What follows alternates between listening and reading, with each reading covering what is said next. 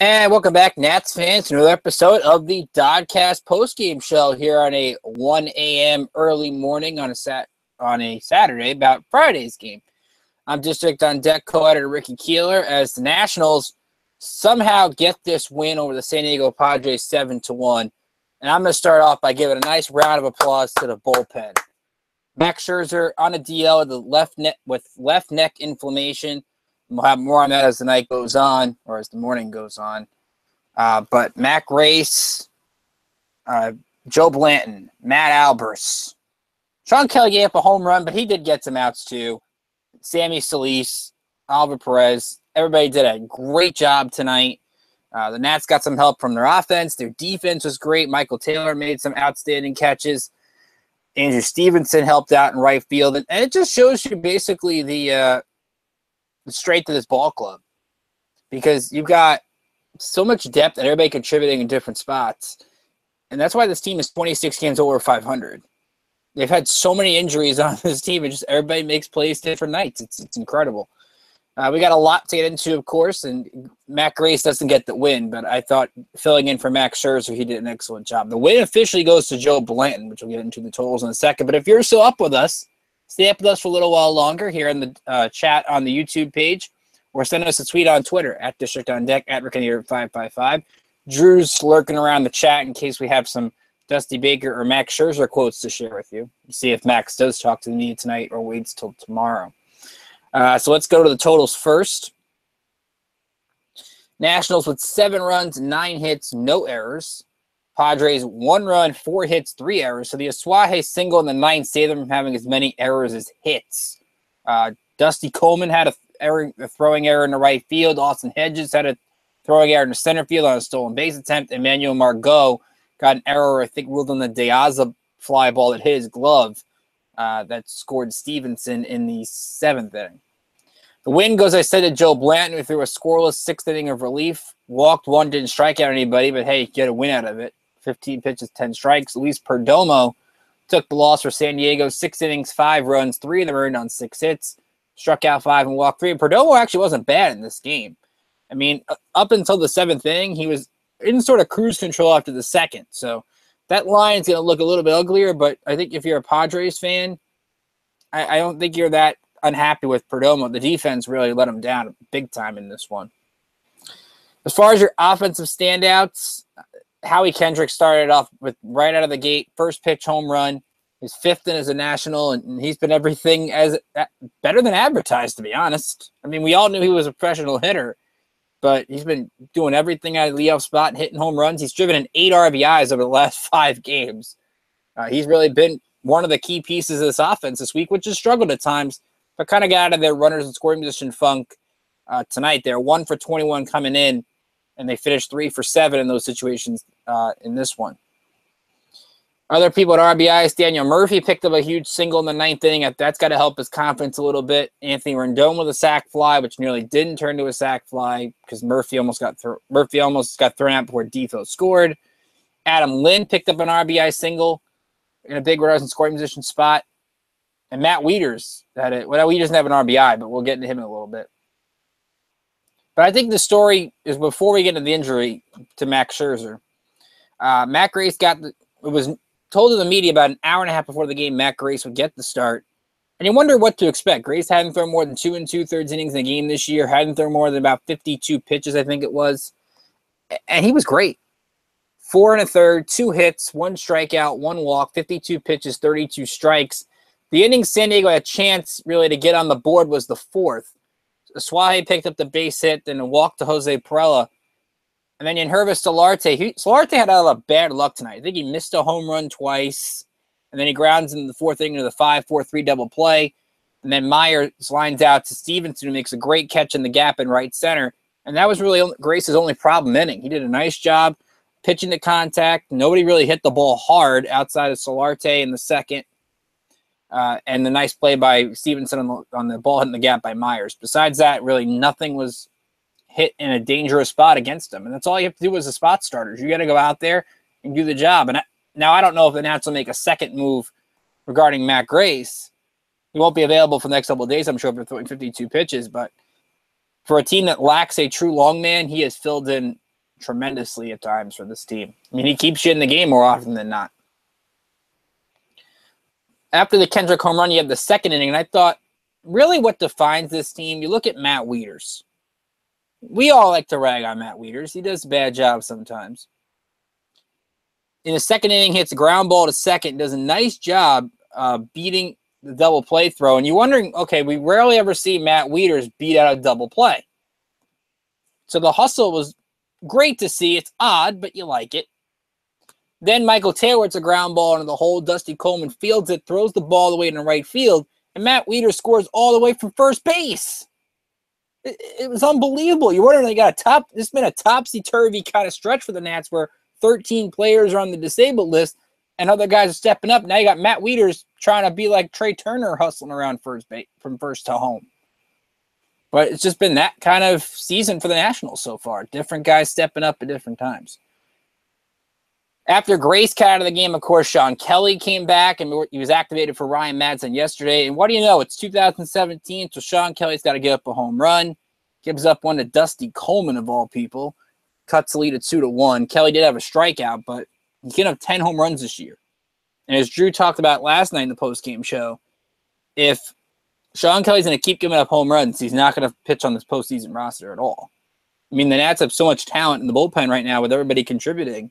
There's really no spot for Kelly because Eddie Romero's working his way back. Cody Glover's working his way back, and you can't DFA Kelly. He's got another year on that deal. But you wonder the cost of the Nats giving Kelly that third year a couple years ago. Probably not the best thing, although it did help them at the end of last year. Seth was here. He went to the O's game. That was a crazy grand slam there by Machado. We'll get into the Granderson thing later on, but we're happy to have you, Seth. And as I said, Drew's here as well. Adam Lind with a big RBI single in the sixth inning. Nationals really needed that. You got the Rendon single with 2 outs, moves the runner over. Then you have the wild pitch. You got to take advantage of those defensive mistakes. And Adam Lind did that, base hit right middle. He has had in 45 games this year, or 45 at-bats, with runners in scoring position, 24 RBIs. For a part-time player, that is really good. I mean, that's almost as many as Trey Turner has this year. So Lind has been everything and then some for the Nationals, as we all know what he's been able to do this year. Then you go to the next 7th inning, and I like what Andrew Stevenson did. Infield single to start the inning, takes second because the Hedges throw goes to third, and then scores on the De Aza reached on it. They're going to call it a sac fly and an error in your scorebook. But Stevenson does the small things well. Well, he doesn't get too many base hits, and he looks over a match at the plate at times. He's great in the field. He's got good speed. And if the Nats are going to start trying to steal some bases, your two main guys are Wilmer Difo and Andrew Stevenson, although Howie Kendrick did steal a base too. So Howie Kendrick does everything. Even an RBI single in the 7th inning. So he does everything and then some for this team, and you have to be impressed. But I love what the bullpen did. Joe Blanton with a nice scoreless 6th inning. Oliver Perez comes in. He does give up a walk, but had a strikeout in 2/3 of an inning. But how about Matt Albers? Throws an inning and a third perfect baseball, strikes out 3. Movement on the fastball is absolutely nasty for about 94 to 95 miles an hour. And then Sammy Solis comes in, gives up a leadoff single in the 9th, but strikes out 2 in a scoreless inning. So not only do you save Brandon Kinsler and Sean Doolittle for tomorrow, which is absolutely the plan, nobody really got overworked in this game besides Grace. Kelly threw 9 pitches, Bland threw 15, Perez threw 14, Albers 13, Solis 13. So you can still use some guys tomorrow if needed, which I thought was crucial because with Steven Strasburg coming back tomorrow, and we'll get to him later on, Strasburg's not going to go 110 pitches first time out. You're going to need some bullpen guys.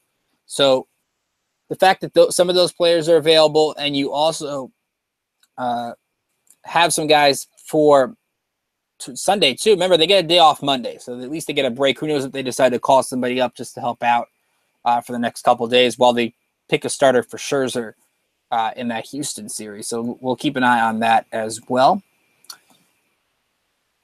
So, of course, the big story of the night is the Max Scherzer injury. Again, goes on the disabled list with the left neck inflammation. Dusty Baker talked about it and said that it's unusual for Max Scherzer to show up early to the ball game on the road, except something's wrong.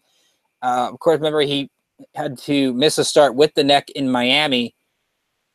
And it just brings up more red flags. I mean, we know Scherzer was feeling the neck with the break when he was throwing the breaking balls. So if Max Scherzer is feeling any pain, why is he pitching? You have a 14-game lead in the division. The magic number is now 29. Why is he pitching when he feels any pain? It just doesn't make any sense. Now, we don't know if he felt the pain before the start or after this last outing, which was really good. I believe that game, I'm trying to remember who they played last week, because it's kind of, the Giants. It was really good on Sunday against the Giants outside of the home run to Sandoval. So the Nats need to be really precautious. And if he has to miss more than one start, he has to miss more than one start, because you need him in September. See, a lot of these guys, and that's where the problem's going to come in with Turner and Worth and Harper and Glover and Romero, and all these guys are going to get back. You need time to get them all acclimated again. It's not about, all right, just because you get them all back, it doesn't mean that they're going to go off and go on a tear for a month. They're going to be struggles. Look at Michael Taylor. Michael Taylor is doing a great job in the field. He made that catch in the second inning on Solarte that reminded me of Adam Jones in the World Baseball Classic last year, or this past March.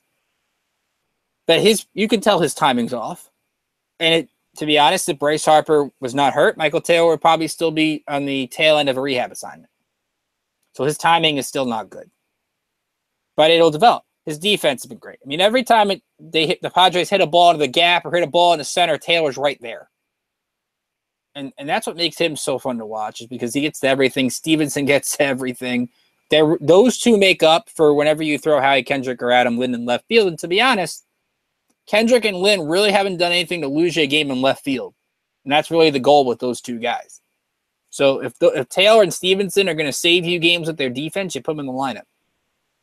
Something you just have to do. So in the end, the depth is great on this team, and you saw Diaz even put the ball in play tonight, and I think he'll do okay on the bench.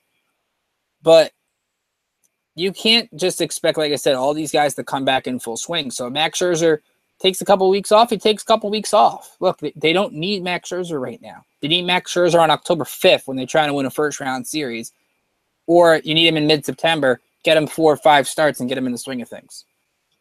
So they better take the right approach at Max Scherzer, because if they screw this up, it's not going to be a long October for them if that's the case. So we're going to wait to see. We'll try to wait as long as we can to see if Dusty Baker and Max Scherzer talk to the media tonight. But all in all, I think you love what the Nats did in this ball game. They're now 73-47, as I mentioned. They're doing an excellent job, I think, pitching-wise, giving up only 2 runs in these 2 games. I wasn't here last night, but I thought Edwin Jackson did a fantastic job, and he's basically been over-exceeding any 5-starter expectations. Bullpen's been great. You talk about the Nats bullpen over the last few weeks, been one of the best bullpens in the league. And I think their bullpen and the Cardinal bullpen is kind of like switch places. Because St. Louis nearly blew like an 11-3 lead tonight to Pittsburgh. I think their bullpen is now what the Nats bullpen used to be. Which I would never wish that kind of bad bullpen on anybody, really. But I digress. Wilmer Defoe, again, he had a hit tonight, snapped his hit streak last night, but he got back in the swing of things. I didn't realize Kendrick has 10 stolen bases this year either. Seems pretty high for him. Now, there is the rule of the official score. Since Matt Grace didn't go 5 innings, he gets picked the winner. I'm glad he picked Blanton and not Kelly. I mean, I think Mark Zuckerman and Mass on Twitter was between really Blanton and Albers. I mean, I guess you had to give it to Blanton because he's the first guy after Kelly did really good. You kind of wish Matt Grace would just get it as a gift for pitching so well tonight. But, I mean, it's those 5-inning rules. And that's why we talk about the win is not the greatest stat. It's a cool. I think it's a cool stat because obviously I think still 20 wins is fun to track. But you're looking more at ERA and all these other pitching numbers. But I'm sure Matt Grace would say, hey, my first major league start, I got a win out of it. I think he'd be really content with that. Also, I think you got to look at Sammy Solis. I got an article going up on Solis tomorrow. Since the All-Star break, he has not given up a hit on a fastball. All 3 hits he's given up have been against breaking pitches. And you look at the big three with Kinsler and Doolittle and Madsen when he comes back. And Madsen's supposed to play catch tomorrow, so we'll keep an eye on hopefully Ryan Madsen feels better with that finger sprain. But Sammy Solis is going to get more high leverage situations. Tonight he forgot to shake hands because he didn't realize that the game was over. But he's going to get more opportunities with Matt Albers in mix and match spots. Because remember, with Romero out, him and Perez are really the primary lefties, and he's going to face lefties and righties in any given situation. So he becomes more that high leverage guy. We saw how much Dusty used him in last year's postseason. So Solis is going to become really that go-to guy now that he's back. He's healthy. His fastball's got good movement. He's throwing 96, 97 with ease. The knuckle curve is doing good. So overall, I think you have to be really pleased with what Solis is doing. So Drew said, Dusty said Scherzer, I'm going to get the quote here. Scherzer went on the DL because they need him healthy for the postseason, and it's a good sign the pain is now on the other side of the neck. So yeah, I'm not going to speak to experience on that because I never really had that much pain on my neck. But if Dusty says it, I'm gonna believe him. It's just tough for me to think it's a good sign when you feel pain on your on the other side of the neck. You know, I obviously want to be pain-free on the neck as a whole, but overall, I think again you got to take the side of caution.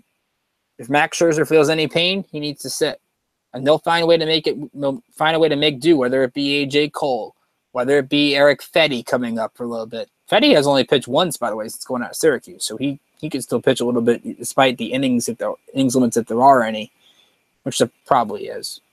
But Cole can come up and pitch. Jacob Turner can come up and pitch if desperation happened.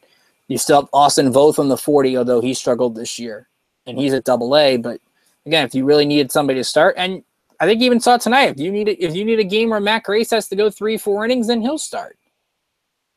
I mean, I don't think anybody after tonight would have a problem with that. Yes, I know it's the Padres. Yes, I know they've got a bad lineup, and I understand that.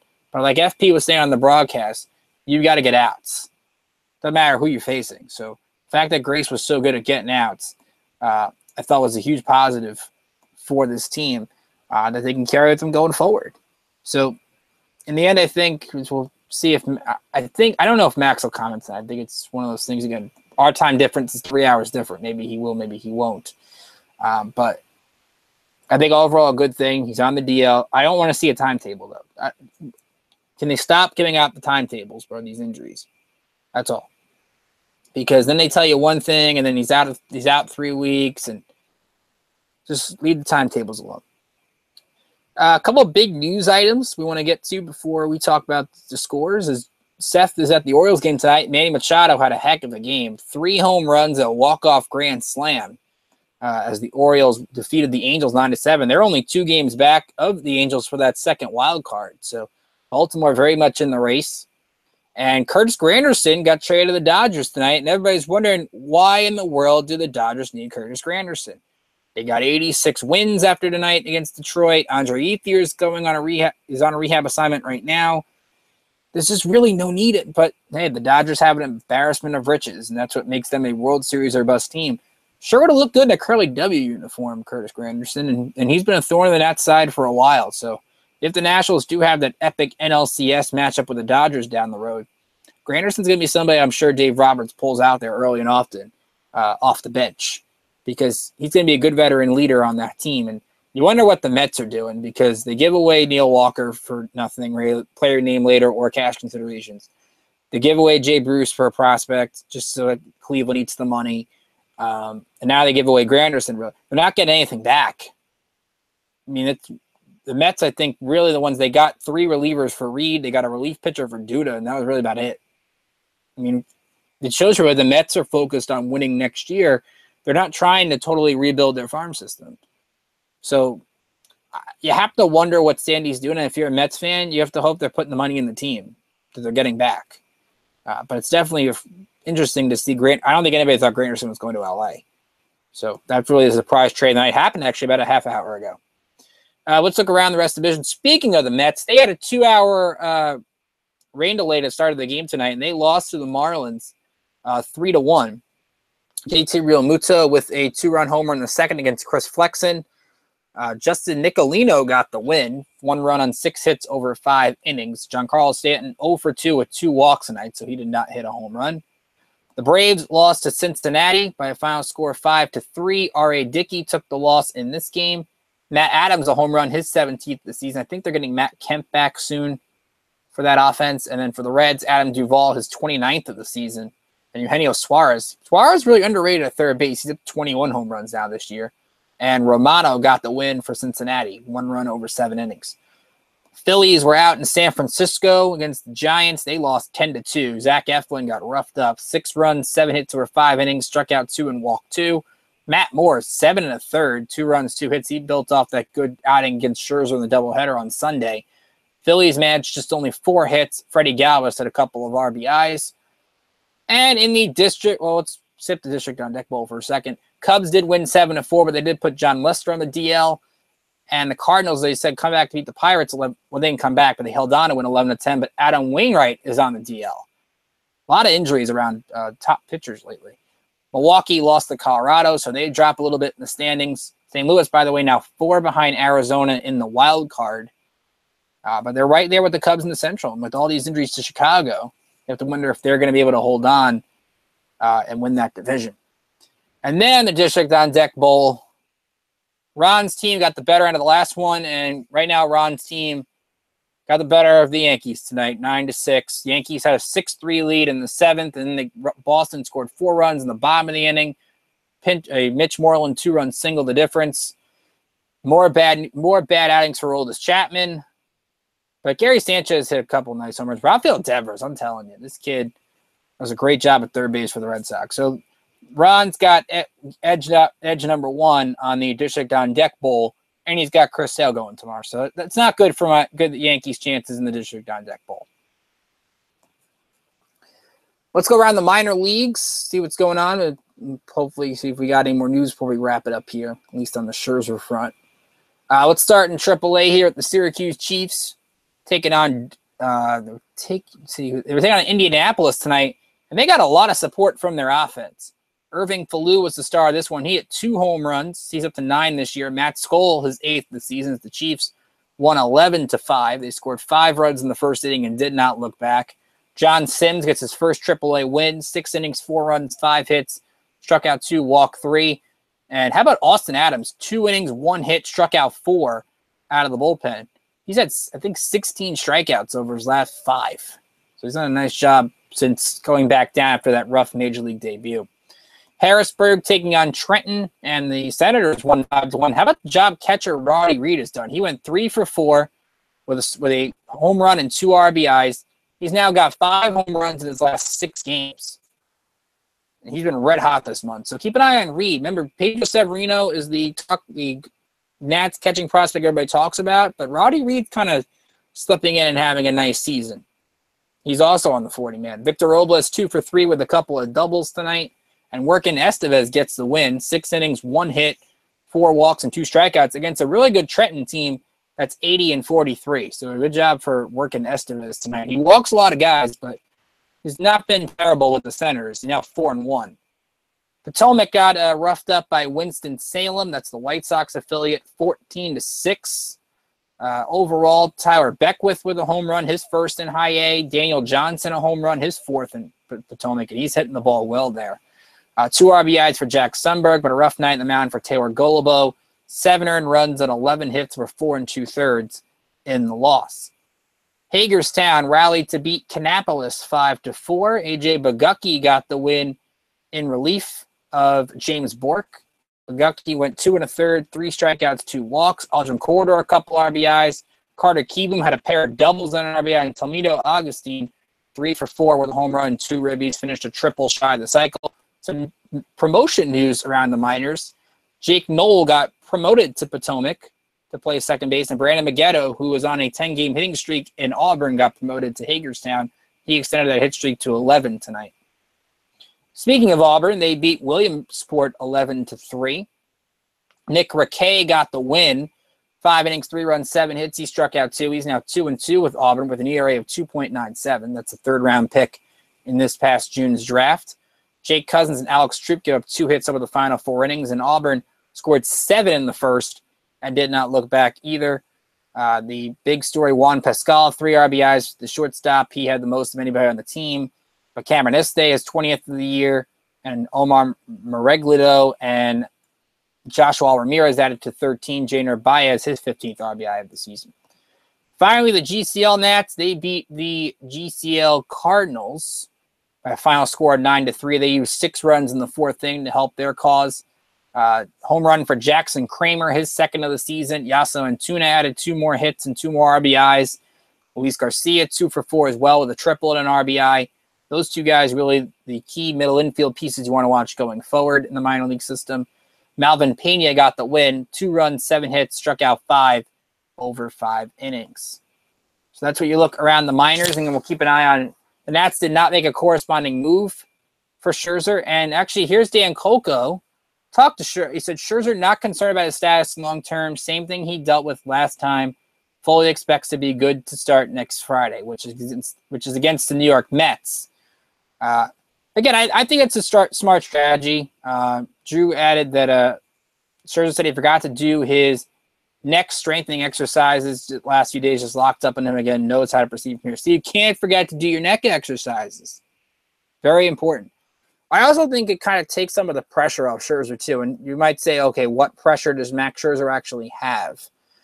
Well, right now he would have been lined up to pitch Thursday in Houston. The starter that is scheduled to face the Nats on Thursday is Dallas Keuchel. So we would have had talk about 2 Cy Young Award winners going at it. In the end, really, it's not worth it. I think you could find somebody to pitch against Houston. Maybe it's Cole. Maybe it's Fetty. Who knows? Of course, we'll find out in the coming days. But it's a good sign that Scherzer at least thinks he's ready to go. He knows what he's doing. Knows what he has to do. And he said it's not connected to the first injury, so that's a good sign. Good quote from Mark Zuckerman from Mass. And Matt Grace found out before batting practice he was starting, says he treated it like a normal Leaf appearance. That's a pretty quote. That's a pretty cool win to be a part of. I mean, to me, he's the MVP tonight. He absolutely, because for him to step up, and we've seen guys, remember Yusmeiro Petit last year had to step in for Steven Strasburg and didn't really do a great job. Matt Grace has kind of been your semi-log man. It's been great this year. There's really no ifs, ands, or what's about him. You know, you wonder where this team would be without him. He doesn't strike out many batters, but does a nice job, like we said, pitching to contact and getting the job done. And that's really important. So Scherzer, again, is expected to pitch next Friday against the Mets at home. I think I'm with you for that one, too. So hopefully when I'm doing a Max Scherzer game again, he's not scratched due to injury. So let's talk about tomorrow night's game. Drew will be with you for that one. It'll be 8:40 Eastern first pitch, so set your clocks accordingly.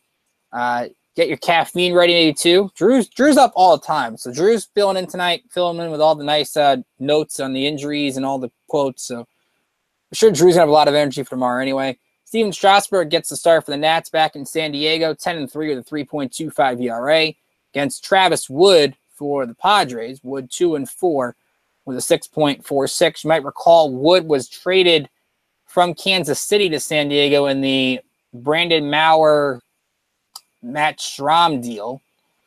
There was a lot of pieces actually that went in that deal. I think Ryan Buckner went in that deal too for San Diego. But Wood really has gone back and forth. He is a good hitting pitcher, but I don't know if that really helps you at Petco Park. But he's one of those guys I would not groove a fastball to. Let's just put it that way. But in 4 starts, as we mentioned, the numbers aren't great. He hasn't gone more than 6 innings in either game. He did get a win against the Pirates, but since then he's gone 5 innings in each outing, 11 runs over his last 3 starts, and a lot of fly ball outs, which isn't the best thing for Petco Park either. There's actually a Trevor Cahill, Brandon Maurer, and Ryan Buckner went to Kansas City in that deal with San Diego. Some of the numbers for the Nats against Wood: Ryan Zimmerman, 3 for 7 with a home run. Zim got the night off and then pinch hit, got a base hit off Carter Capps tonight. Howie Kendrick doesn't have a hit against him. Adam Lind doesn't have a hit against him. Murphy's 1 for 10, so maybe you wonder if he gets a day off in the process.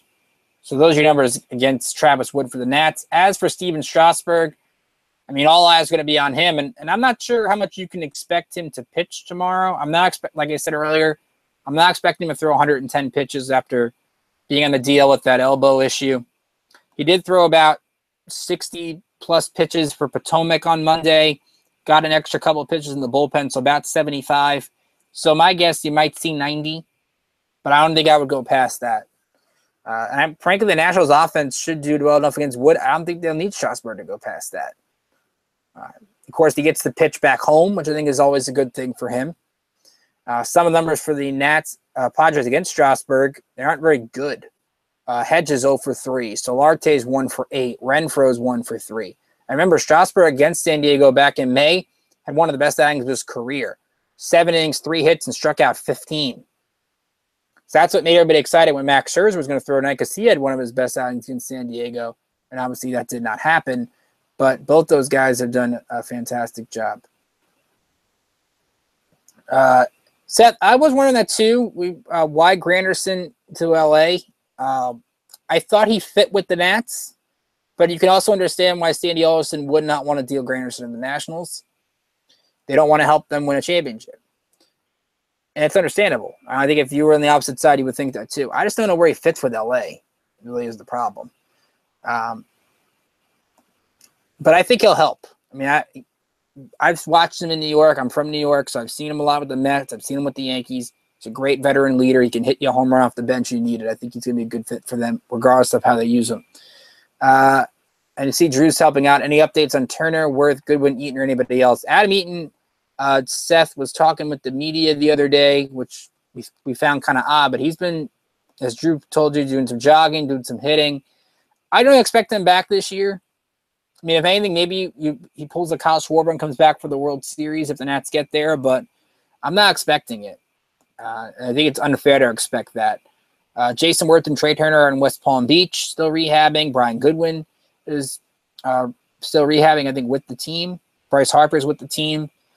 So they'll slowly get people back. And as I mentioned, Dan Coco tweeted before the game, Ryan Madsen is going to play catch tomorrow. He says he only feels the pain in the finger when he releases the ball, but nothing's torn. So we'll see how Madsen feels tomorrow. Remember that DL stint is backdated as well. So if Madsen feels better, he can come right back. And I would try to take it cautiously with Ryan Madsen as well. So everybody's getting healthy, and hopefully that will change really soon. So Ron's going to have something on Max Scherzer tomorrow morning. I'm going to have something on Sammy Solis and what he's been doing for the bullpen. And basically, as I said, second half, he's been a much different pitcher. It's been a lot of fun to watch. He came into tonight with a batting average against of like .67. Even Brandon Kinsler's wasn't that low. Ron, as we talked about earlier today, he wrote about the Madsen-Kelly swap on the DL. And I got a chance, you'll find it here on the YouTube page, to talk with Evan Stockton, who is the play-by-play voice of the Auburn Double Days. He told us a lot about the Nats draft picks that are there. So you'll find some notes on Seth Romero, Will Crow, Cameron Estes, as we talked about earlier, what their manager Jared Head is like. New York Penn League Baseball, they just wrapped up their All-Star break on Tuesday. That's when I talked with Evan. So you get a little insight on what the Penn League is going on over there. So we had a lot of fun talking with Evan. We got a chance to talk to every minor league team over the course of the season, so that's been a lot of fun. Seth asked me, when healthy, do you think the Nats are better than the Dodgers? That's a tough one. The problem, I think, Seth, in a best of 7 right now, the Nats still haven't found a way to beat number 22. If they can find a way to steal a game against Kershaw, then I think they're better. When everybody's healthy, and that's a big if. But LA, I think right now, really, I don't see many problems with them. I think it's really you have to get to the middle relief of that bullpen, but they added Watson. They added Sangrani to the mix there. You have to get to them before they get to Jansen. I think Jansen's the Nats head as well after throwing all those innings in Game 5 last year. So it's going to be really that mental hurdle of getting past LA with last year in mind. They add Darvish, who's looked really good since going over to LA, although you wonder what he'll do in a big game. Alex Wood's been good. Rich Hill's been good. I think the Nats can match up rotation-wise with Tanner Roark pitching well. Gio's been great. It really comes down to, I think, Seth, how Steven Strasburg looks. If Steven Strasburg is elite, then you can match up with their rotation. If he's not, then you're putting a lot on Gio Gonzalez, which I think you're allowed to this year because he's been that good. Offensively, I think they're right there. I think I want to see how these teams look when they play each other in September. The Dodgers probably won't be playing for much if they haven't wrapped up the division already by then. I don't know how many healthy players Nats will have by then. I think it's like September 14th. I think it's like 15th, 16th, and 17th is that Dodger series in Nats Park. But I want to see again, if Kershaw pitches, can they beat Kershaw if he's healthy? So there's too many ifs right now. I think the Nats could give him a real – I think I can't really answer that question right now, but if I have to answer it, yeah, it's like 50-50. I'm going to say they're the best. They're the team with the best chance in the NL to beat LA. I don't give the Cubs as much of a chance because Contreras is still banged up. I don't really trust their pitching right now. And really, the Justin Wilson deal has not worked out for them in the bullpen to this point. And I'm not really trusting Colorado or Arizona to beat them in the NLDS if that's the case. So I do think the Nats have the best opportunity. And I'm looking forward to that Houston series too next week because, remember, if the Nationals finish with a better record than the Astros, and that's the World Series, the Nats get home field. So Dusty even mentioned it. That was a big series. Now, you don't wonder, it's going to be like the Cubs series. How big is it really when it's Tanner Roark, Edwin Jackson, and AJ Cole or Eric Fetty? But it's like Wrigley. If you go into Houston and win 2 out of 3 without your top 3 pitchers, you know how good this team is. If they lose 2 out of 3, then it's another series. I think even Houston is kind of in that mode right now where they've almost locked up everything, at least the AL West. They're in a dogfight with Boston for that number 1 seed because Houston's lost so many games. But I think they'll be looking to bounce back too. So I'm looking forward to that series. Should be a lot of fun. I'm going to be back with you guys actually on Tuesday. So I have 2 of those games for the Astros series, and Eric Heisman from Climbing Talus Hill is supposed to join us next Thursday after the game. We'll wrap up the entire series between Washington and Houston. So we'll have some fun with that. Yep, Lester's in the DL, Wainwright's in the DL, a lot of pitchers on the DL. I think Drew Pomeranz left tonight's game for the Red Sox. I think I read somewhere Corey Kluber left the Indians game early tonight. I want to double check that before I absolutely say that with 1,000% certainty. Cleveland did win that game 10-1, by the way, and they now lead by 6.5 in the AL Central. Kluber did get the win, but he left after 5 1/3 on just 74 pitches. So you have to wonder if something is up with Kluber. Just going to look here real quick just to see if there is. Yeah, he left with the 6th injury. Okay, Andrew Miller just came back for Cleveland too, by the way. So again, Drew will be with you on Saturday. Ron will be with you on Sunday for Gio against Dimelson Lamet. I think he's pitching for San Diego. Nats have played well these 2 games, and they've been fantastic on the road. You can win one more between either Strasburg tomorrow or Gio Sunday. You got yourself another series winner, and I think you're happy with it. So, again, great job by the bullpen. Another Johnny Holstaff effort, just like we saw in Strasburg and Arizona when he went down for 2 innings, and they all did a great job outside of Sean Kelly. But we'll lump Kelly in the good job category because he only gave up 1 run at least. And I thought Kendrick's been good, and the offense is finding ways to score runs. I think going 3 for 7 with Rhodes in scoring position tonight kind of got them out of the little funk they were in, being 1 for their last 21, but everything goes in ebbs and flows. And Kluber had a sprained ankle. Thanks, Drew. What if the Dodgers don't make it out of the first round? As Seth, yeah, that's true. Anything can happen. I'm trying to, if out of the 2 wild cards right now, I think Arizona had the best chance. But I wouldn't discount Colorado. I just wonder how that young pitching will hold up in the playoffs. But we've seen guys like Marquez. We've seen Senzatella. Again, that's why they reset it to 0-0. I just think right now the Dodgers are the favorite of everybody else. I mean, you're 86-34 for a reason. So, I mean, this is a team that is on pace to try to set the record for most wins in the league. This is a team we don't see every year. So that they deserve to be the favorite, but that's going to put a lot of pressure on Dave Roberts and that coaching staff to bring home a title to LA for the first time since '88. So, again, thanks everybody for staying up to join me. It's like 1:40 a.m. and I'm going to head to bed. So, again, the final score, the Nationals 7, Padres 1. They've taken the first 2 games of this series. So from all of us here at District on Deck, for Drew, who's been here tonight in the chat room, thanks again, Drew. For Ron, for Brian, who did a great article on the Nats defense, check that out. And for all of us here on the team, I'm Ricky Keeler saying have a great night, great rest of your Saturday, and we'll see you back here late tomorrow night for Steven Strasburg's return to the rotation against the Padres.